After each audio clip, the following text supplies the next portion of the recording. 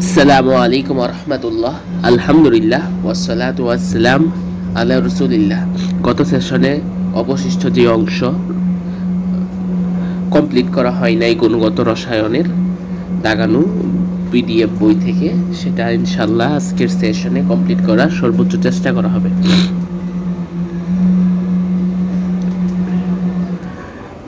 তড়িৎ চুম্বকীয় বর্ণালী অঞ্চলসমূহ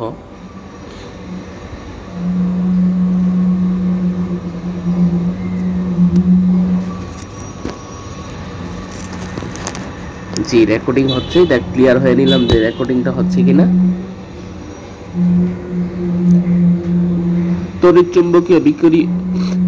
চুম্বকীয় বিকিরণ সমূহ এদের তরঙ্গ দৈর্ঘ্য তথা ফ্রিকোয়েন্স বা কম্পাঙ্ক সংখ্যার ভিত্তিতে তরঙ্গ দৈর্ঘ্যের ক্রম বৃদ্ধি অনুসারে নিম্নোক্ত 7টি অঞ্চলে ভাগ করা যায়। এনে 7টি শব্দটা স্মরণ রাখা দরকার। 7টি অঞ্চলে ভাগ করা যায়। তেজস্ক্রিয় আইসোটোপ থেকে গামা রশ্মি বের হয়। এই রশ্মি মসবাওয়ার বর্ণালিমিতিক যন্ত্র এবং নিউট্রন সক্রিয় বিশ্লেষণ প্রক্রিয়ায় ব্যবহৃত হয়। রশ্মিটা কিন্তু গামা রশ্মি, আর এই রশ্মি মসবাওয়ার বর্ণালিমিতিক যন্ত্র এবং নিউট্রন সক্রিয় বিশ্লেষণ প্রক্রিয়ায় ব্যবহৃত হয়। প্রক্রিয়ার নাম আর যন্ত্রের নাম স্মরণ রাখা দরকার। অতিবেগুনি রশ্মি বা ইউভি অঞ্চল, এই অঞ্চলটি 10 ন্যানোমিটার থেকে 380 ন্যানোমিটার তরঙ্গ দৈর্ঘ্য পর্যন্ত বিস্তৃত। আর নিচের 230 ন্যানোমিটার থেকে 380 ন্যানোমিটার তরঙ্গ দৈর্ঘ্য হল অপটিক্যাল সেন্সর। 240 থেকে 280 হইল যে জীবাণুনাশন কাজে। 200 থেকে 400 হইল যে ড্রাগ শনাক্ত। 270 থেকে 360 হইল প্রোটিন অ্যানালাইসিস কাজে। 280 থেকে 400 হইল যে কোষ বা সেলের মেডিকেল ইমেজিং। 300 থেকে 320 তরঙ্গ দৈর্ঘ্য চিকিৎসা লাইট থেরাপি। দৃশ্যমান অঞ্চল বা ভিজিবল অঞ্চলটা 380 থেকে 760। অবলোহিত অঞ্চল, এটাকে 3টা ভাগে ভাগ করা যায়। একটা হলো যে নিয়ার আয়ার অঞ্চল। আয়ার দ্বারা উদ্দেশ্য ইনফ্রারেড। নিয়ারটা ল্যাম্বডার মান তথা 0.78 মাইক্রোমিটার থেকে 2.5 মাইক্রোমিটার। এটা চিকিৎসার ক্ষেত্রে ব্যবহৃত হয়। শেষেরটাও চিকিৎসার ক্ষেত্রে ব্যবহৃত হয়। ফারটা স্মরণ রাখবো 25 মাইক্রোমিটার থেকে 1000 মাইক্রোমিটার বা 1 ন্যানোমিটার, এটাও চিকিৎসার ক্ষেত্রে ব্যবহৃত হয়। আর মিডল এয়ার এটা 2.5 থেকে 25 মাইক্রোমিটার, এটা জৈব যৌগের কার্যকারী মূলক শনাক্তকরণে ব্যবহৃত হয়। মাইক্রোওভেন তৈরিতে মাইক্রোওয়েভস ব্যবহৃত হয়। মাইক্রোওভেন তৈরিতে মাইক্রোওয়েভস ব্যবহৃত হয়। এই ওভেনের দৃষ্টিশক্তি মাইক্রোওয়েভসে পরিণত হয়। এই ওভেনে বিদ্যুৎ শক্তি মাইক্রোওয়েভসে পরিণত হয়। পরে মাইক্রোওয়েভস তাপ শক্তিতে রূপান্তরিত হয়।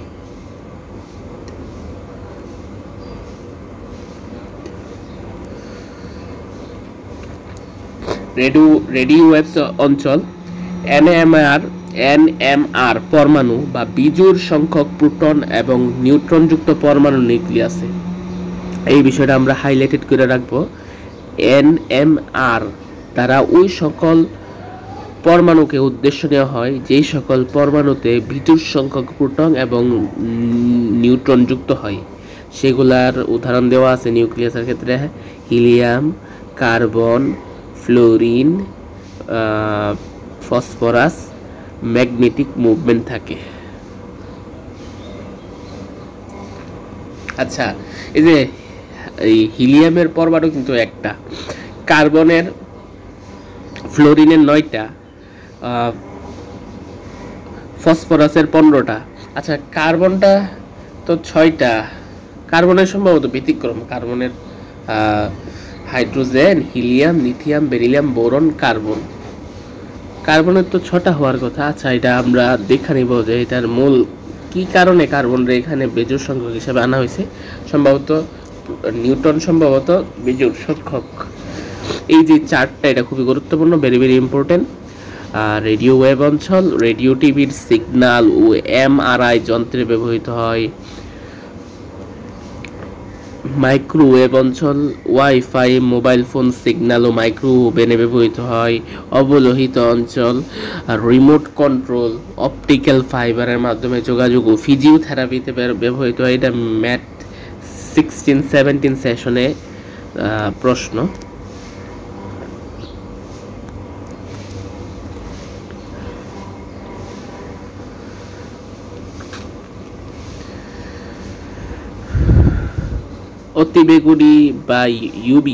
অতিবেগুনি বা ইউবি জাল দৃশ্যমান অঞ্চল, সালোক সংশ্লেষণ, বিশ্লেষণী রসায়ন পদার্থের পরিমাণ নির্ণয়ে ব্যবহৃত হয়।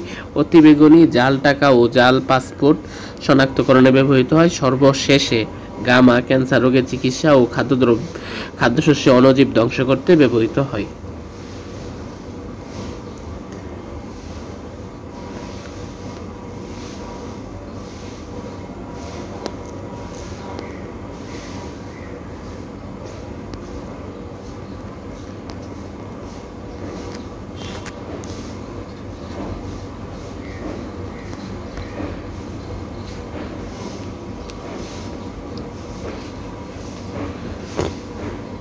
ফোটনের শক্তির পরিমাণ ই, এদের বিকিরণের ফ্রিকোয়েন্সি বা স্পন্দন সংখ্যা নিউ সমানুপাতিক তথা ই সমানুপাতিক নিউ। এনার্জি শক্তির পরিমাণ ই সমানুপাতিক নিউ, এটা মনে রাখবো। প্লাঙ্কের ধ্রুবকের মান 6.626 × 10⁻34 জুল সেকেন্ড, এটা স্মরণ রাখবো। ইকুয়াল টু এইচ নিউ, এই সমীকরণটি প্লাঙ্কের সমীকরণ বলা হয়, এটা স্মরণ রাখবো।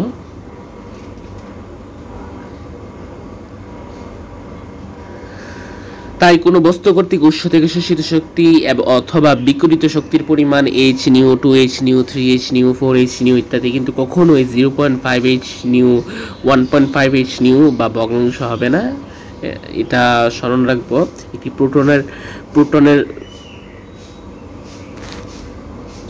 প্রোটনের শক্তিকে যেমন 1 কোয়ান্টাম বলে, তেমনি 1 মোল ফোটনের শক্তিকে 1 আইনস্টাইন বলে। খুবই গুরুত্বপূর্ণ। আচ্ছা, আমার প্রত্যেকটা হায়ার মার্কিং সোজা হচ্ছে না, এই ব্যাখ্যা হচ্ছে, এটার জন্য দুঃখিত। 1 আইনস্টাইন ইকুয়াল টু 6.0222 × 10⁻23 কোয়ান্টা।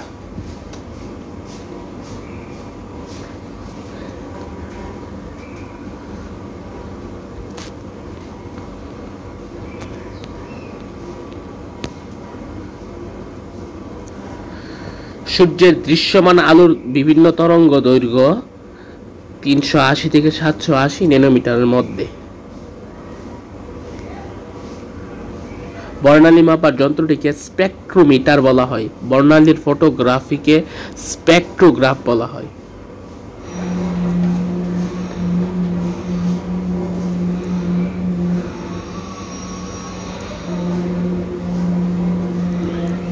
পারমাণবিক বর্ণালী দুই প্রকার। আলো বিচ্ছুরণ বর্ণালী, এটি উজ্জ্বল বর্ণের রেখা হয়। আলো শোষণ বর্ণালী কালো বর্ণের রেখা হয়। এটা গত সেশনেও এক জায়গায় হয়েছে, এক জায়গায় বুকবইয়ের এক জায়গায় বিগত পেজগুলোতে ছিল।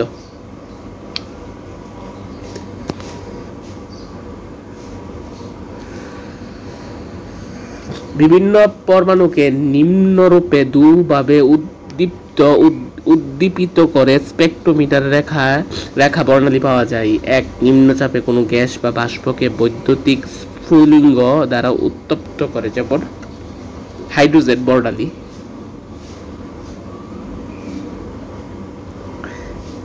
মাত্র একটি লাল বর্ণের, একটি আসমানি বর্ণের, একটি নীল বর্ণের, একটি বেগুনি বর্ণের রেখা সুস্পষ্ট দেখা যায়।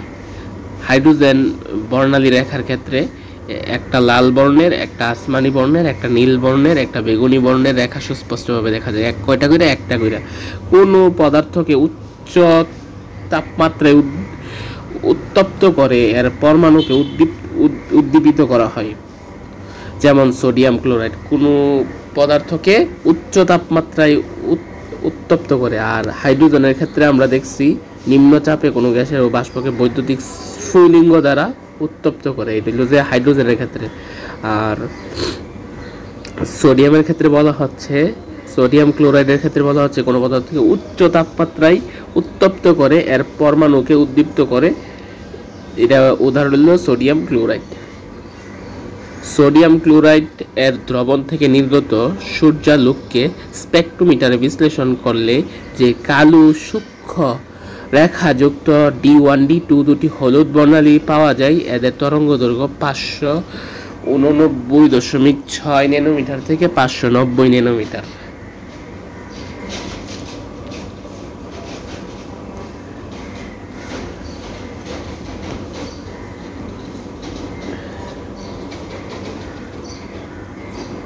লাইম্যান সিরিজ এগুলা বিগত পেজগুলাতে গত সেশনেও গত হয়েছে, আমরা এগুলা স্কিপ করতেছি।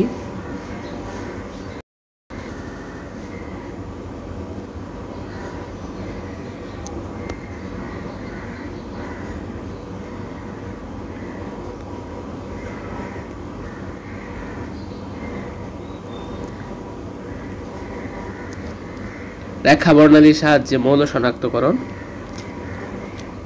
দুটি উজ্জ্বল হলুদ বর্ণের সূক্ষ্ম রেখা থাকে, এটা হলো সোডিয়াম পরমাণুর কালো বর্ণালীতে। আর এটা এই ক্ষেত্রে প্রথমটার, এটা আমরা বিগত পেজেও দেখছি যে ল্যামডা 589.6 ন্যানোমিটার, এবং দ্বিতীয় রেখা D1 তরঙ্গ দৈর্ঘ্য ল্যামডা 589.6 ন্যানোমিটার, আর দ্বিতীয় রেখার ক্ষেত্রে D2 বা তরঙ্গ দৈর্ঘ্য ল্যামডা 590 ন্যানোমিটার। হাইড্রোজেন পরমাণুর 4টি রেখা বর্ণালী দৃশ্যমান আলোর পরিসরে পাওয়া যায়। একটা নীল বর্ণের, এটা আমরা দেখছিলাম, এটার তরঙ্গ দৈর্ঘ্যের মান ন্যানোমিটারে দেওয়া আছে। একটা আসমানি, একটা লাল বর্ণের, আর কি জানে তিনটা আনা হইল না, নীল বর্ণ, আসমানি, লাল বর্ণ। তাহলে আর 4টা বললো কেন? 4টা রেখা দেখা যায়। আচ্ছা, ওইখানে আছে না 4টাই উল্লেখ ছিল। আচ্ছা, আমরা ওই পেজটার মধ্যে আবার যাই।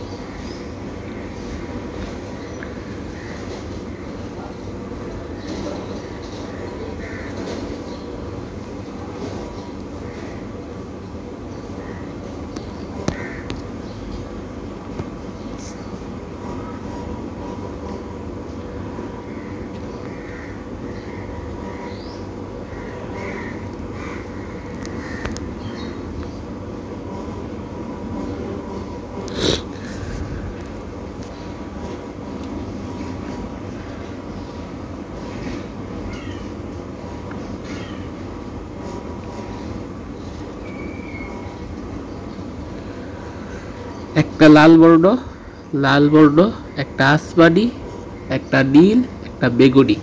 এই বেগুনি শব্দটা আমাদের এই বর্তমান যে রানিং পেজের মধ্যে নাই, এটা আমরা খেয়াল রাখবো। যেহেতু 4টা বলছে, 4টাই, তো 4র্থ নাম্বারটা বেগুনি।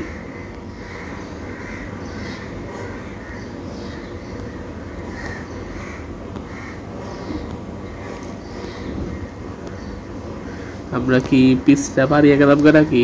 জাল টাকা দেয় সে বলছি ইন্ডা।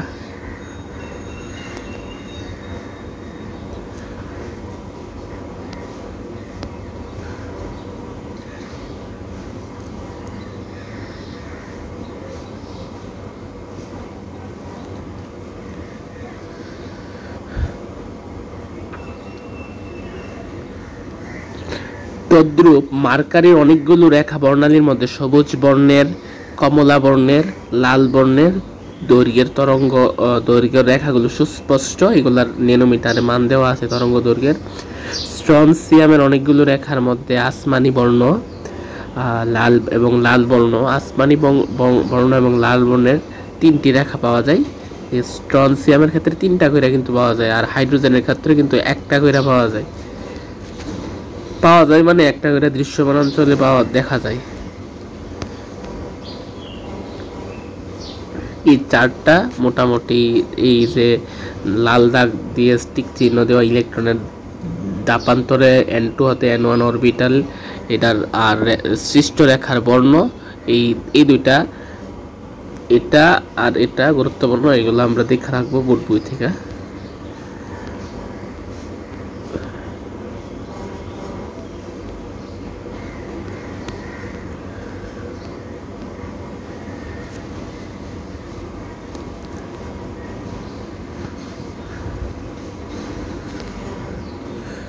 জাল টাকা অবলিক পাসপোর্ট শনাক্তকরণে ইউভি রশ্মির ব্যবহার, এটা ডেন্টাল 1920 কোশ্চেন, যাকে বলা হয় কারেন্সি বা নোটের নিরাপত্তা ব্যবস্থা বা সিকিউরিটি সার্ভিস ডিভাইস। জাল পাসপোর্ট ও নকল টাকা শনাক্তকরণে বর্তমানে ইউভি রশ্মি বিশেষভাবে ব্যবহৃত হয়। কারেন্সি নোট বা সিকিউরিটি ডিভাইসের রূপে অপটিক্যাল সেন্সর ফসফোর, এই গুরুত্বপূর্ণ শব্দ, ফসফোর নামক বিশেষ রাসায়নিক পদার্থ ব্যবহৃত হয়। ফসফোর নামক বিশেষ রাসায়নিক পদার্থ ব্যবহৃত হয়। ফসফোর যেমন ফসফোর হলো ক্ষুদ্র তরঙ্গ দৈর্ঘ্যের, যেমন 230 ন্যানোমিটার থেকে 575 ন্যানোমিটার তরঙ্গ দৈর্ঘ্যের ইউভি রশ্মি শোষণকারী। আর বৃহৎ তরঙ্গ দৈর্ঘ্যের ক্ষেত্রে 380 থেকে 700 তরঙ্গ দৈর্ঘ্য শোষণকারী। ফসফোর প্রতিপ্রভা বিকিরণ প্রতিপ্রভা বিকিরণ প্রক্রিয়া অত্যন্ত স্বল্প সময়ে, যেমন ইউভি রশ্মি শোষণকাল 10 টু দি পাওয়ার ইনভার্স 15 সেকেন্ডের মধ্যে ঘটে। তখন উদ্দীপ্ত স্বল্পকালীন অবস্থায় 10 to the power inverse 5 second থেকে কম হয়। এই স্বল্পকালীন সময়টা ইলেকট্রনের স্পিন অপরিবর্তিত থাকে। সাথে 10 টু দি পাওয়ার ইনভার্স 9 সেকেন্ডের মধ্যে ওই ইউভি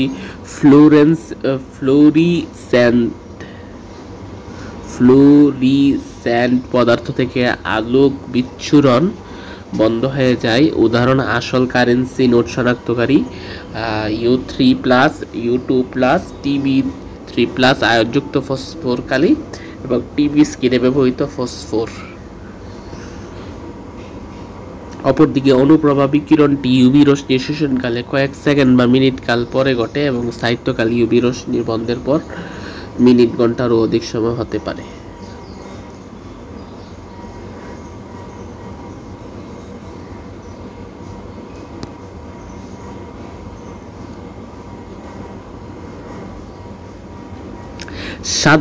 সাধারণ ট্রাংস্টেন ফিলামেন্ট বলতে ফিলামেন্টের বাল্বে মাত্র 5% বিদ্যুৎ শক্তি আলোতে পরিণত হয়, কিন্তু ফ্লোরোসেন্ট লাইট বাল্বে 20% বিদ্যুৎ শক্তি আলো সৃষ্টি করে। এনার্জি বাল্ব এর ট্রিফসফোর মিশ্রণ বিভিন্ন অনুপাতে ব্যবহৃত হয়। ট্রিফসফোর মিশ্রণে বিভিন্ন জটিল ধাতব, অক্সাইড, ল্যান্থানাইট আয়ন যেমন Y2U3, EU3+, রেড ইমিটিং ইত্যাদি, যে গ্রিন, TB3+। আর এর পূর্বে CE, MgAl11, O19, Mg সম্ভবত ম্যাগনেসিয়াম, Al অ্যালুমিনিয়াম ও O অক্সিজেন, আর CE আল্লাহ জানে। এগুলা খুবই ডেঞ্জারাস ওয়ার্ড। চিকিৎসা ক্ষেত্রে আয়ার এর রশ্মির ব্যবহার, নিয়ার আয়ার আমরা ব্যবহার দেখছিলাম, এটার মানব বিগত বেসগুলাতে দেখছিলাম, ফার আয়ারও দেখছিলাম। মানব দেহ আয়ার রশ্মি সম্পর্ক, মানব দেহ আয়ার রশ্মি সম্পর্কে এটা ডেন্টালে 18-19 আসছে। আয়ার রশ্মির পরিসর হলো 8 মাইক্রোমিটার থেকে 12 মাইক্রোমিটার, 18,000 ন্যানোমিটার থেকে 12,000 ন্যানোমিটার, বা মিডল আয়ার বা মধ্যস্থ দেহ অবলোহিত রশ্মি বা বডি এআর নামে পরিচিত। এটা গুরুত্বপূর্ণ লাইন।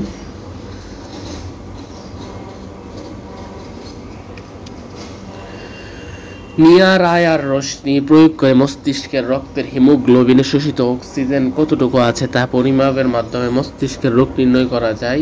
পরে ডট ডিফিউশন অপটিক্যাল টোমোগ্রাফি পদ্ধতি ব্যবহার করে মাথার খুলির কর্টেক্স কার্য পদ্ধতি নির্ণয় করা যায়। সদ্য প্রসূত শিশুর মস্তিষ্কের ক্ষত নির্ণয় সিটি স্ক্যানিং কাজেও এটি কার্যকর।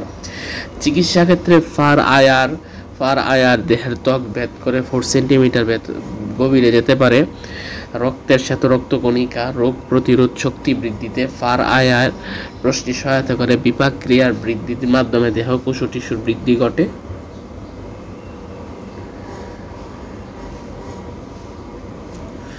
আয়ার রশ্মি দ্বারা চিকিৎসা পদ্ধতিতে নিম্নোক্ত দুটি কৌশলে করা হয়, যেমন লো ইমিশন পদ্ধতি, হাই ইমিশন পদ্ধতি। লো ইমিশন পদ্ধতি, এই পদ্ধতিতে ফায়ার রশ্মি ত্বকের নিচে টিস্যুকে মৃদু উত্তপ্ত করে, ফলে ওই স্থানে ধমনী ও শিরা প্রশস্ত হয়, রক্ত সঞ্চালন বৃদ্ধি পায়, দেহকোষে মাংসপেশি স্বাভাবিক হয়, জয়েন্টের সচলতা বাড়ে, স্নায়ু বিন্যাস স্বাভাবিক হয়ে বেদনার উপশম ঘটে। ঘাড়ের মাংসপেশি শক্ত হওয়া, ফ্রোজেন শোল্ডার এর জনপ্রিয় চিকিৎসা পদ্ধতি ফিজিওথেরাপি। এতে ফার আয়ার রশ্মি ব্যবহার করে ম্যাসেজ করা হয়। লেজার পদ্ধতিতে অতি সূক্ষ্ম ও তীব্র আয়ার রশ্মি দেওয়া হয়, যা ত্বকের 4 সেন্টিমিটার গভীরে যেতে পারে। এর আগেরটাও কিন্তু 4 সেন্টিমিটারই ছিল, এর আগে একটা বাদ দেওয়া ছিল। চিকিৎসা ক্ষেত্রে ফার আয়ার কিন্তু 4 সেন্টিমিটারই, এমন না যে আরো বেশি আরো কম, 4 সেন্টিমিটার ফার আয়ার। আর এটা তো একই পোর্শন, সমস্যা নেই। বেদনানাশক ঔষধ সংবেদক স্নায়ু বা সেন্সরি নার্ভ প্রান্তকে অসাড় করে ফেলে, তাই বেদনা প্রশমনে আয়ার রশ্মি চিকিৎসা ক্ষেত্রে অধিক নিরাপদ গণ্য করা হয়। লেজারের পূর্ণরূপ light amplification by stimulated emission of radiation ইত্যাদি, আমরা এটা দেখে রাখতে পারি। এমআরআই বা ম্যাগনেটিক রেজোন্যান্স ইমেজিং হলো পরমাণু বা নিউক্লিয়ার ম্যাগনেটিক রিসোন্যান্স সৃষ্টিকারী পরমাণুযুক্ত পানির ঘনমাত্রার ভিন্নতার উপর নির্ভর করে অর্গানের ত্রিমাত্রিক ডিজিটাল ছবি বের হয়ে আসে। Frequency 1 × 10⁴ hertz.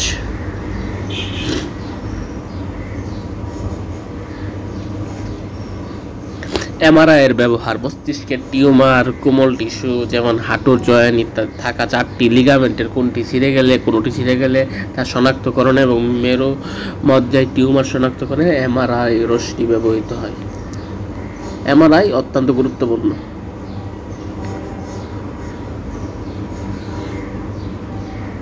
এমআরআই এর মূলনীতি এনএমআর পরমাণুর নিউক্লিয়াসে বিজোড় সংখ্যক প্রোটনের বা নিউট্রনের চুম্বকীয় অনুসরণ বা ম্যাগনেটিক রেজোন্যান্সের উপর ভিত্তি করে এমআরআই পদ্ধতি প্রতিষ্ঠিত হয়। বিজোড় সংখ্যক নিউট্রন প্রোটনযুক্ত এনএমআর, যেমন হাইড্রোজেন, কার্বন, ফ্লোরিনের নিউক্লিয়াসসমূহকে দুর্বল ম্যাগনেটিক মুভমেন্ট থাকে।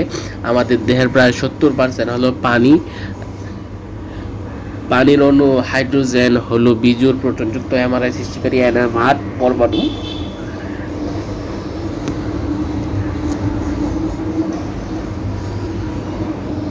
ব্যবহৃত চুম্বক ক্ষেত্র HU 0.5 থেকে 3.3 টেসলা। এটা শর্ট সিলেবাসের একটা অধ্যায়ের আলোচ্য বিষয় ফিজিক্সের। নিউটনের প্রতি টেসলা নিউটন n(1) m(1) আর নিউটন প্রতি এম্পিয়ার প্রতি মিটার হয়ে থাকে।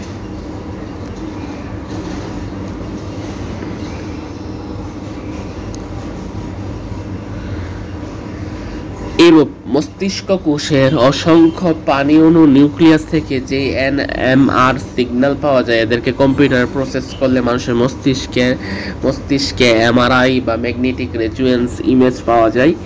সতর্কতা: এমআরআই মেশিন শক্তিশালী চুম্বক থাকে, তাই হার্ট পেসমেকার বা কৃত্রিম হৃদস্পন্দন যন্ত্র ব্যবহারকারী রোগীর ক্ষেত্রে এমআরআই করা যাবে না। এছাড়া শ্রবণ সাহায্যকারী দাতব যন্ত্র, যে কোনো দাতব পদার্থ খুলে এমআরআই করতে হয়। এমআরআই এর বেলায় মেশিনে শক্তিশালী চৌম্বক ক্ষেত্র ও রেডিও তরঙ্গ ব্যবহৃত হয়, অপরদিকে সিটি স্ক্যান মেশিনে এক্স রে শক্তি ব্যবহৃত হয়। এই যে এখানে একটা বৈশিষ্ট্য আছে, বৈশিষ্ট্য হইল যে NMR পরমাণু বৈশিষ্ট্য, বিজোড় সংখ্যক প্রোটন বা নিউট্রন যুক্ত নিউক্লিয়াস থাকে, অর্থাৎ যদি প্রোটন সংখ্যা বিজোড় হয় কিংবা নিউট্রন সংখ্যা বিজোড় হয় তথা যে কোনো একটা বিজোড় সংখ্যক হলেই সেই পরমাণুটা NMR পরমাণু বলে বিবেচিত হবে।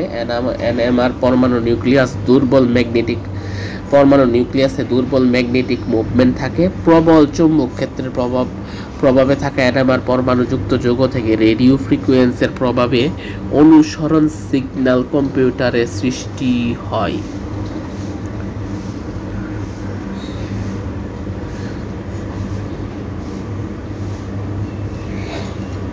শিখা পরীক্ষার দ্বারা ধাতব আয়ন শনাক্তকরণ। ধাতব লবণকে গাঢ় হাইড্রোক্লোরিক অ্যাসিডে সিক্ত করে বুনসেন বার্নারের অনুজ্জ্বল শিখায় উত্তপ্ত করলে প্রথমে উদ্দয়ী পদার্থ ক্লোরাইডে পরিণত হয়। ক্যালসিয়াম কার্বনেট লবণ শিখা পরীক্ষায় নিম্নোক্ত পরিবর্তন সমূহ ঘটায় ইটের মতো লাল বর্ণালী সৃষ্টি।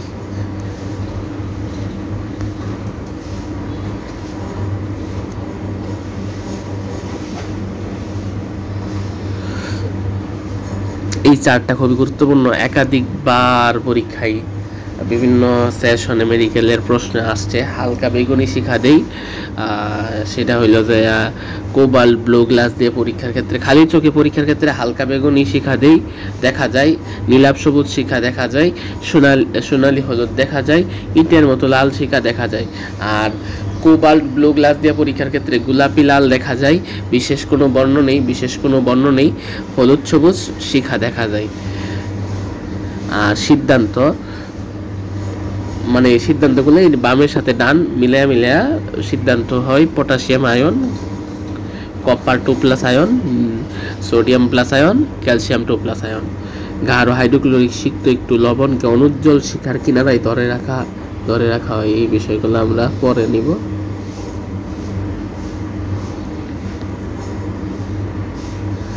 যোগের দ্রাব্যতার যে দুইখানা সূত্র এখানে উল্লেখ করা আছে, আমরা এই দুইখানা সূত্র গ্রাম লিটার আর মোল লিটার কেন্দ্রিক আমরা দেখা নিব।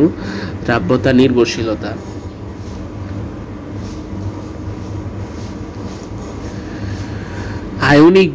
আয়নিক যৌগ বা কঠিন পদার্থের দ্রাব্যতা নিম্নোক্ত তিনটি বিষয়ের উপর নির্ভর করে: দ্রবের প্রকৃতি, দ্রাবকের প্রকৃতি, তাপমাত্রা। দ্রবের প্রকৃতি একই দ্রাবকে একই তাপমাত্রায় ভিন্ন ভিন্ন কঠিন দ্রবের দ্রাব্যতা ভিন্ন হয়। আর দ্রাবকের প্রকৃতি লাইক এর নিয়ম মতে পোলার দ্রাবক আংশিক ধনাত্মক আংশিক ঋণাত্মক পানিতে আয়নিক যৌগ দ্রবীভূত হয়। সমযোজী কঠিন যৌগসমূহ জৈব দ্রাবক তরল হাইড্রোকার্বন, অ্যালকোহল, অ্যাসিটোন ইত্যাদিতে অধিক দ্রবণীয়।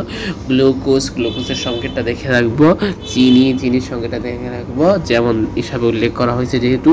কিন্তু আংশিক মোলার অ্যালকোহল বা অপোলার দ্রাবকে আয়নিক যৌগের দ্রাব্যতা উল্লেখযোগ্য পরিমাণে হ্রাস পায়। কোথায় হ্রাস পায়? আংশিক পোলার অ্যালকোহল বা অপোলার দ্রাবকে আয়নিক যৌগের দ্রাব্যতা উল্লেখযোগ্য পরিমাণ হ্রাস পায়।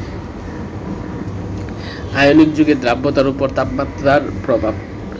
সাধারণত দ্রাবকের তাপমাত্রা বৃদ্ধির সাথে সাথে দ্রব্যের দ্রাব্যতা বৃদ্ধি পায়।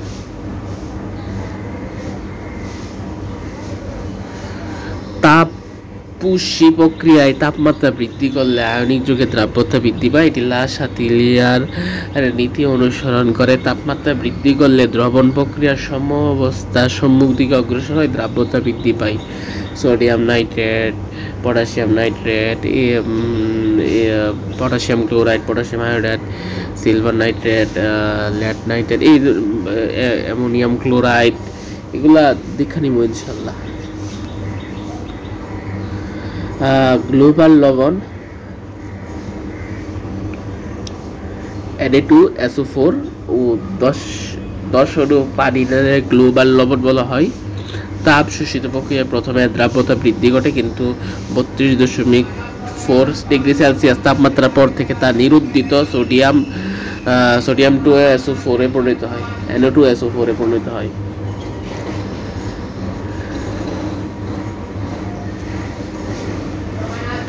দ্রাব্যতার এই সূত্রটা বিগত পেজও কত হয়েছে আমরা দেখব।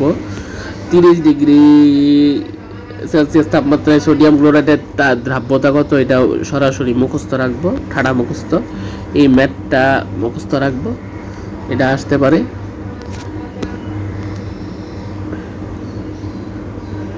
এই ম্যাথটা মুখস্থ রাখবো। সম্পৃক্ত অসম্পৃক্ত যে কোনো দ্রবণের ক্ষেত্রে উভয় আয়নের মোলার গণমাত্রার গুণফলকে আয়নিক গুণফল বলা হয়। কেএসপি ও কেআইপি এর কোনো একক নেই, এটাই বাস্তবতা। কেএসপি এবং কেআইপির কোনো একক নেই।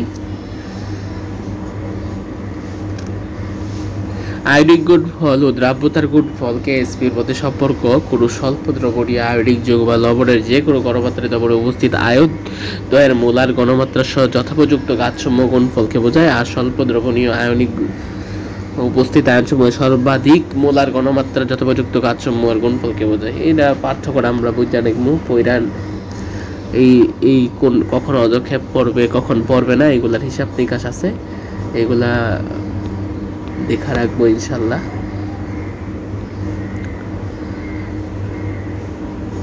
এই চার্টটা দেখা রাখবো। তাপমাত্রার প্রভাব দ্রাব্যতা গুণফল উভয়ের উপর একই প্রকার হয়। দ্রাব্যতা সব প্রকার যৌগ যেমন আয়নিক সমযোগী প্রভৃতি ক্ষেত্রে সমভাবে প্রযোজ্য, কিন্তু দ্রাব্যতার গুণফল কেবলমাত্র দুর্বল তড়িৎ বিশ্লেষ্য বা স্বল্প দ্রবণীয় আয়নিক যৌগের বেলায় প্রযোজ্য। সমান প্রভাবে লবণের দ্রাব্যতা হ্রাস পায়, কিন্তু দ্রাব্যতার গুণফল ধ্রুব থাকে। বেরিলিয়াম সালফেটের দ্রাব্যতার গুণফলটা মুখস্থ রাখবো। ক্যালসিয়াম কার্বনেটের দ্রাব্যতার গুণফল মুখস্থ রাখবো।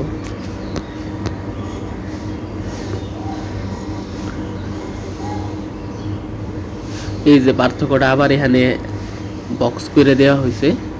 দ্রাব্যতা পট্টি সবল দুর্বল যে কোনো তড়িৎ বিশ্লেষণের জন্য প্রযোজ্য। দ্রাব্যতার গুণফল কেবল মৃদু ও দুর্বল তড়িৎ বিশ্লেষণের জন্য প্রযোজ্য। স্থির তাপমাত্রায় কেএসপি এর মান নির্দিষ্ট, কিন্তু সাধারণ আয়নের প্রভাবে দ্রবের দ্রাব্যতা হ্রাস পায়। এগুলো আমরা মুখস্থ রাখবো ইনশাল্লাহ।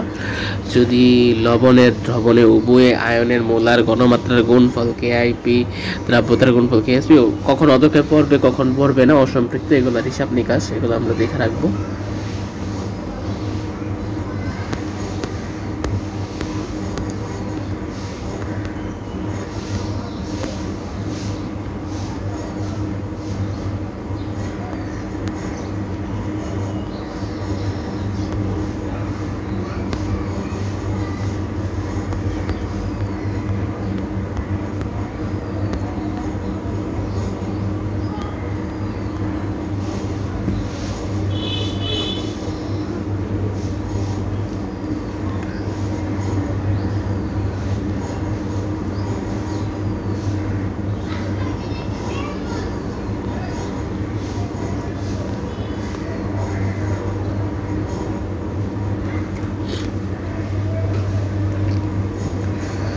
দুটি তড়িৎ বিশ্লেষ্য পদার্থের বিয়োজনের ফলে কোনো একটি নির্দিষ্ট আয়ন যদি উভয় পদার্থ হতে উৎপন্ন হয়, তবে ওই আয়নকে ওই দ্রবণের সম আয়ন বলা হয়। সম আয়ন দুটি তড়িৎ বিশ্লেষ্য পদার্থ যখন একই দ্রবণে দ্রবীভূত থাকে, তখন উভয়ের বিয়োজন মাত্রা তথা দ্রাব্যতা সাধারণত হ্রাস পায়।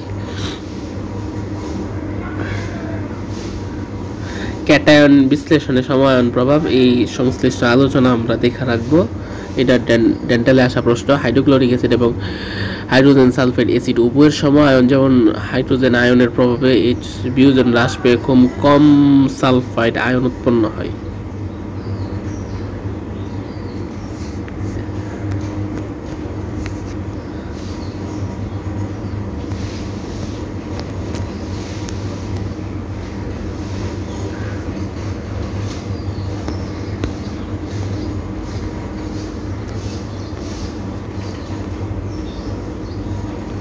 শর্ট সিলেবাসে থাকা অংশ প্রায় সিংহভাগ কভার হয়ে গেছে। শর্টস আউট অফ সিলেবাস, যেটা এইচএসসি পরীক্ষার বহির্ভূত সিলেবাস অ্যাকর্ডিং টু 2023-24-25 শিক্ষাবর্ষে যারা পরীক্ষার্থী বা শিক্ষাবর্ষের পরীক্ষার্থীরা যারা এই সনগুলোতে পরীক্ষা দিবে, তাদের সিলেবাস কিন্তু শেষ হয়ে গেছে প্রায়। এখানে ওই সকল অংশ অবশিষ্ট রয়েছে যেগুলা শর্ট সিলেবাস বহির্ভূত।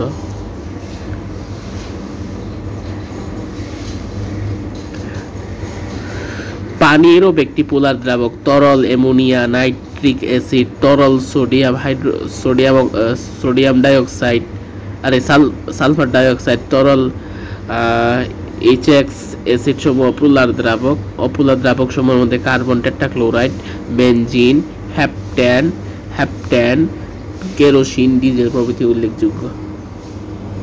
পানির অণু সংযোজন হওয়ার প্রক্রিয়াকে পানি যোজন বা হাইড্রেশন বলা হয়। পানি যোজন হলো একটি তাপ উৎপাদী প্রক্রিয়া।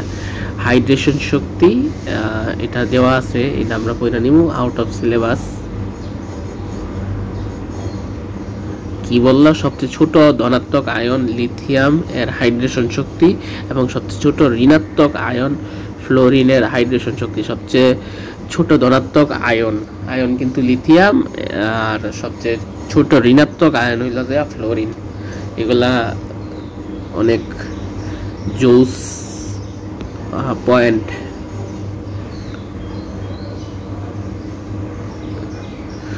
দ্রবণীয়তার শর্ত সাধারণত আংশিক আয়নিক যৌগের হাইড্রেশন শক্তি যখন ল্যাটিস শক্তি, ক্যালাস ল্যাটিস ভাঙ্গার শক্তি যে বেশি হয় তখন সহজে এই যৌগ পানিতে দ্রবীভূত হয়। উদাহরণ দেওয়া আছে, কোনটা দ্রবণীয় কিন্তু কোনটা অদ্রবণীয়, এগুলার বিভিন্ন বিষয় আলোচনা করা আছে। এগুলা পটারপট আমরা দেখা নিমু, চোখ বোঝায় নিমু।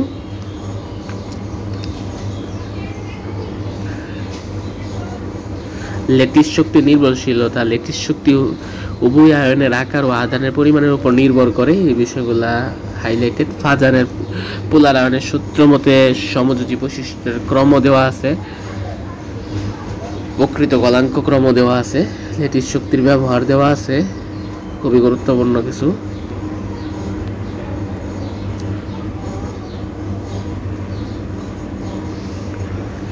আয়নিক লবণের দ্রাব্যতা দেওয়া আছে। এখান থেকে কোনো কোশ্চেন রিসেন্টলি আসে না, এখান থেকে আসছে আবার।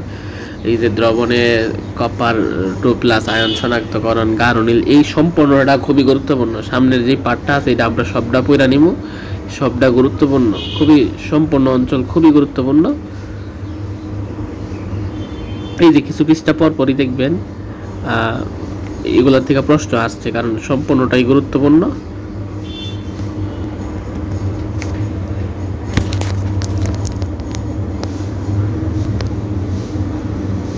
নেসলারি সবগুলাই খুবই গুরুত্বপূর্ণ, এগুলার কোনো কিছু বাদ দেওয়ার মতো না, প্রত্যেকটা লাইন দেখার মতো বিষয়।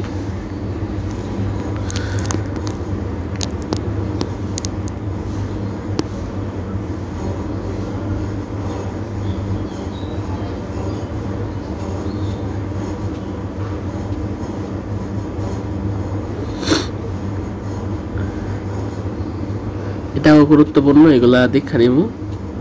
আসলে এগুলো রিডিং পড়া মজা নাই, এগুলো হইলো যে ডাইরেক্ট বুঝা পড়তে হইব, তো সেই জন্য এটার রিডিং এর দিকে আর যাচ্ছি না। বারে দাগ লিখে দেখা গেল। এই সর্বশেষ এই অঞ্চলগুলা, এই পেজগুলা শর্ট সিলেবাসে নাই, ফুল সিলেবাসে আছে। এগুলো আমরা নজর বোলায় নিব। তবে আয়ন শনাক্তকরণ কিন্তু আছে শর্ট সিলেবাসে, আংশিক পাতন নাই।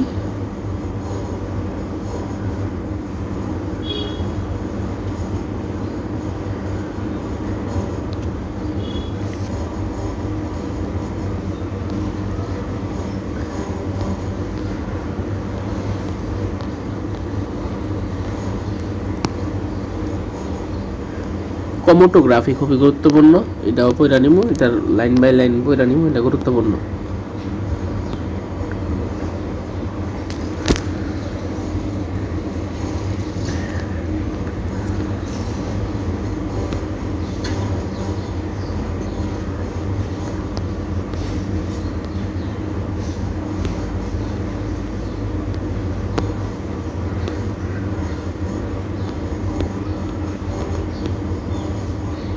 যদিও আমি অধ্যায়টা কমপ্লিট করি নাই, শেষের অংশগুলা আপনাদের জন্য ছাইরা দিছি দেখার জন্য, তবে মোটামুটি অধ্যায়ের সিংহভাগ কমপ্লিট করার চেষ্টা করা হয়েছে।